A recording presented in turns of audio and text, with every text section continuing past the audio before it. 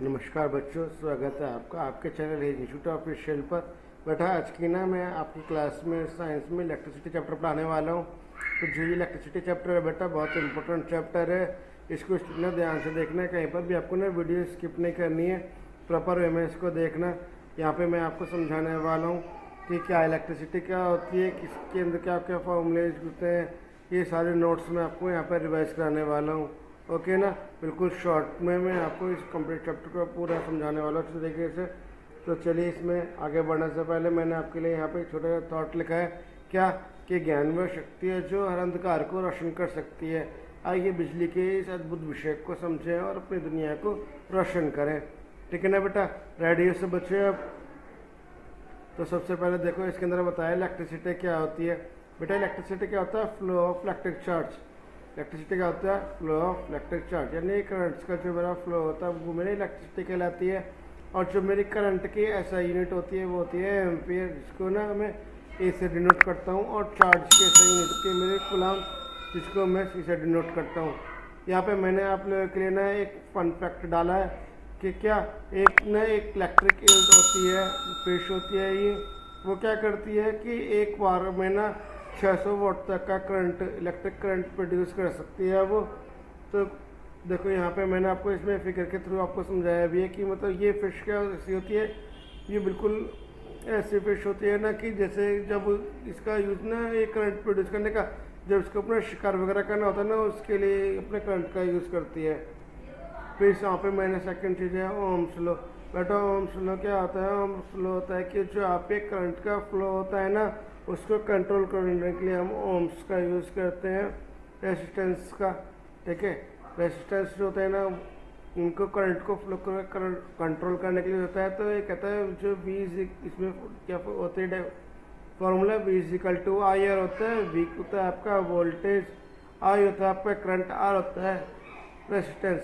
तो V is equal to I R होता है। यहाँ पे ना आप इसको कुछ मैं आपको बताऊँ कि जो है आपका जो आई होता है ना, वो क्या होता है बेटा? आई इजिकल टू जो होता है ना आपका क्या होता है? V बाई आर होता है। तो यानी कि यहाँ पे ना एक इसका रिलेशन बन रहा है, उसको ध्यान से समझना कि जो ये आई है, आई इजिकल टू क्या हुआ है? V बाई आर हुआ है ना। तो यहाँ पे मैं आपको थोड़ा सा लिख के बता दूँ ऐसे कि ये I इजिकल टू कितना होता है? V बाई आर होता है ना। तो मैं यहाँ पे ना इसका एक रिलेशन होता है, वो मैं आपको रिलेशन समझा दूँ कि जो आपका ना बेटा करंट होता है वो क्या होता है? डायरेक्ट प्रोपोर्शनल होता है किसके? वोल्टेज के।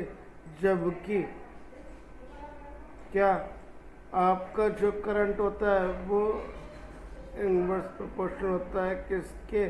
रेजिस्टेंस के। तो इसका मतलब क्या होता है कि जितने ज़्यादा वोल्टेज होगी उतना ज़्यादा करंट होगा, जितना ज़्यादा करंट होगा उतने कम रेजिस्टेंस होगी, और जितनी ज़्यादा रेजिस्टेंस होगी उतना कम करंट होगा। ठीक है ना, समझ गए? तो मैं इसको रेजिस्टेंस, मैंने आपको बताया रेजिस्टेंस क्या होता है, एक तरीके की रुकावट होती है जो मतलब क्या करती है, आपके फ्लो को कंट्रोल करती है। तो देखो जितनी ज़्यादा रुकावट होगी चीज़ उतनी कम उस पर निकल पाएगी, यानी कि रास्ता जितना ज़्यादा संकरा होगा उतना आपका जो निकलने की चलने की स्पीड होगी वो उतनी कम हो जाएगी, और जितना रास्ता बड़ा होगा उतनी आपकी स्पीड सही हो जाएगी, उतने आराम से आप निकलोगे, आराम से बिना उसके। तो ये इसका कुछ एग्जांपल मैंने आपको बता दिया। इससे क्वेश्चन कैसे हो सकते हैं कि जैसे आपके पास में आई दे देंगे कि आई कितना है? 2 एम्पियर का है, और आर आपका 5 ओम में है। तो V किससे निकालेंगे? V इजिकल टू, मैंने आपको बताया V is equal to I R होता है यहाँ पर। तो बस हमने ना इसकी यहाँ पे वैल्यू रख के मेरे पास में आंसर निकल गया कि कितना आ गया मेरा? 10 वोल्ट का करंट हो गया। फिर उसके बाद में ना मैंने आपको बताया बेटा ये electric current circuit. Electric circuit क्या होता है बेटा? इलेक्ट्रिक सर्किट होता है जो हम अपने घर की या कहीं पर भी जो मेरी इलेक्ट्रिक वो होती है ना, पावर सप्लाई जो होती है, उसका जो फ्लो होता है वो किसके थ्रू होता है? इलेक्ट्रिक सर्किट होता है वो। तो हमारे पास में ना 2 तरह के सर्किट होते हैं बेटा, एक तो होता है सीरियल सर्किट, एक होता है पैरेलल सर्किट। तो जो मेरा सीरियल सर्किट होता है ना, सीरियल सर्किट में क्या होता है कि जो करंट का फ्लो होता है वो किस में होता है? एक सिंगल पाथ में होता है। जबकि पैरेलल में क्या होता है कि वो ब्रांचेस में करंट का फ्लो होता है। ओके, तो ये यहाँ पे ना मैं आपसे एक चीज़ पूछता हूँ आगे बढ़ने से पहले, जरा कोई मुझे बताएगा कि जो है, जो हमारे घरों में लाइट यूज़ होती है वो कौन सी वाली होती है? सीरियल में आती है हमारे घर में लाइट, है पैरेलल में होती है? जो हमारे घर का जो इलेक्ट्रिक सर्किट होता है वो कौन सा होता है, पता है किसी को? चलिए कोई नहीं, मैं आपको बता देता हूँ कि जो हमारे घरों में लाइट आती है ना बेटा, या मेरा कहना मतलब है कि जो हमारे घरों में इलेक्ट्रिक करंट सप्लाई होता है ना, तो वहाँ पे कौन सा सर्किट बना होता है हमारे घरों में? पैरेलल सर्किट होता है। और जो ये सीरियल सर्किट कहाँ पे बना होता है बेटा? जो इसे अब ना वो आने वाला है ना, क्रिसमस आने वाला है, तो जो क्रिसमस सेलिब्रेशन के लिए हम लाइट्स वगैरह यूज़ करते हैं ना, तो उन लाइट्स में कौन सा होता है मेरा?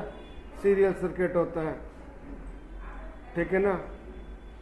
अगर मुझे ना इसमें सीरियल में रेजिस्टेंस निकालना हो तो आर टोटल का कैसे निकालेंगे? कैसे? R1 प्लस में आपका R2 प्लस में आपका R3, मतलब जितना है वो उसके लिए सारा आपस ले जाएगा। जबकि पैरेलल में कितना कैसे होता है? 1/R total is equal to 1/R1 plus 1/R2, है ना। तो इस तरीके से वो आपका चलता रहता है जितना भी आपको उसमें दिया हुआ है। तो अगर मेरे पास है पैरेलल में तो मैं उसका रेजिस्टेंस कैसे निकालता हूँ? इस तरीके से। अगर मेरे पास सीरियल में है तो उसका टोटल रेजिस्टेंस हम निकालते हैं इस तरीके से। ये यहाँ पे ना देखो, मैं डायग्राम के थ्रू मैंने आपको ये बताया भी कि मेरा इलेक्ट्रिक करंट किस तरीके से फ्लो होता है। ये मेरा यहाँ पे का ये मेरा स्विच है जो आप पिछली क्लास में पढ़ चुके हो, है ना। ये मेरा बल्ब हो गया, ये मेरे सेल हो गए, ठीक। अब नेक्स्ट मेरे पास आते हैं बेटा पावर और एनर्जी।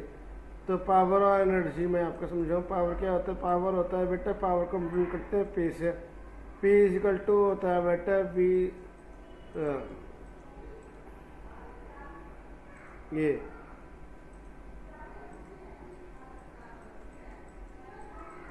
है ना। तो जो आपका P होता है वो क्या होता है? V इंटू आई। और यहाँ पे ना मैं आपको एक चीज़ और बताता हूँ बेटा, मैं ना यहाँ पे आपको जो है फार्मूला बता रहा हूँ, इन फार्मूलों को ना हम कंबाइन करके भी बना सकते हैं, ठीक है। जैसे एनर्जी इज इक्वल टू कितना होता है? पावर इंटू टाइम होता है। अब अगर मैं energy is equal to power into time है, P is equal to V into I है। अब अभी उससे पहले मैंने यहाँ पे पढ़ा हुआ है I is equal to V by R है ना। तो अब आई इज इक्वल टू मैंने कितना पढ़ाता है? वी बाई आर पढ़ाता ना। तो यहाँ पे पी इज इक्वल टू कितना हो जाएगा? वी स्क्वायर बाई आर हो जाएगा, ठीक है। तो देख रहे हो आप कि जो हमारे फॉर्मूले हैं वो कॉम्बाइन होकर भी बन जाते हैं एक दूसरे के साथ में। तो ये चीज़ें आपको ध्यान रखनी है।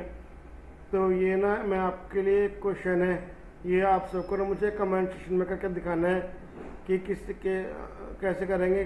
क्या है यहाँ पे ना आपको एनर्जी कंज्यूम बताने है, कितनी एनर्जी आपकी यूज़ होगी। कब बेटा?